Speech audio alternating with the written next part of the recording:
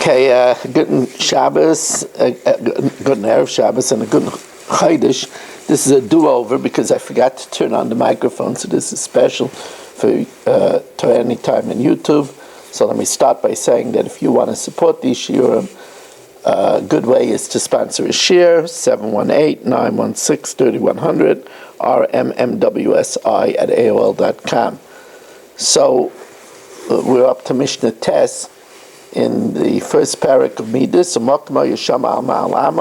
there was a place in the Beis HaMikdash which was an Amal Ama. Now the whole thing was tiled, but here there was a tile that wasn't plastered, an Ama by an Ama, v'tabas shel shaish, with a tile of marble, v'tabas ha'isakvurba, and it had a ring attached to it so you could pick it up.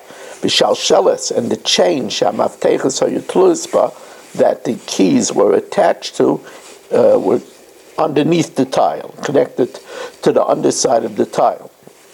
When it reached the time to lock up, the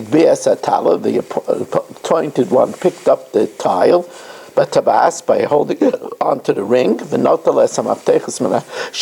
removed the keys from the chain, and the kain locked the doors from the inside of the Beis HaMikdash.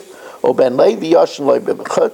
a Levi was sleeping until it was time for him to start his guard duty from the outside. Gama Melino, when he finished locking it up, he returned the keys to the chain, and the tile back in its place. Then he put his cushion on it, and he slept there to protect the keys. If one of the Kahanim had a seminal pollution, a seminal emission, and became Tomei, remember one of the chambers in one of the corners was the Beis HaTfilah. He went out by Masiba in a tunnel, that went under the temple complex, and there were torches lit on either side to keep it illuminated until he reached the mikveh. It was Toivel. Then he retraced his steps and went into the Beis HaMikdash until the morning. Rabbi Eliezer ben Yaakov, he couldn't go back to the Beis HaMikdash. It was Tfil Yom. Tfil Yom couldn't go there. Rather, when he finished with the mikveh, he went to Masiba in a different branch of a tunnel, that went under the chel, and it exited into the Har Bayis, and he stayed there until they opened the doors, and then he went out through the gate, which we said was the Tadi gate, where Kohanim Tameim used to exit.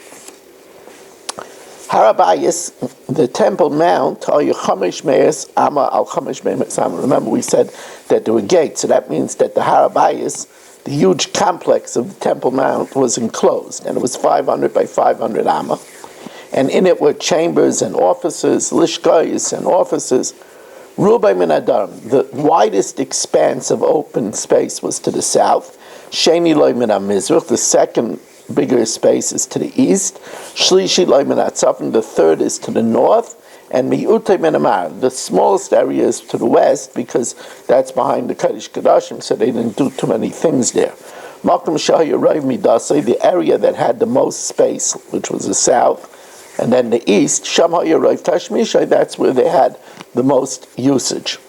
All right, we want to thank you very much for joining us, and wish you a good Shabbos and a good Chodesh.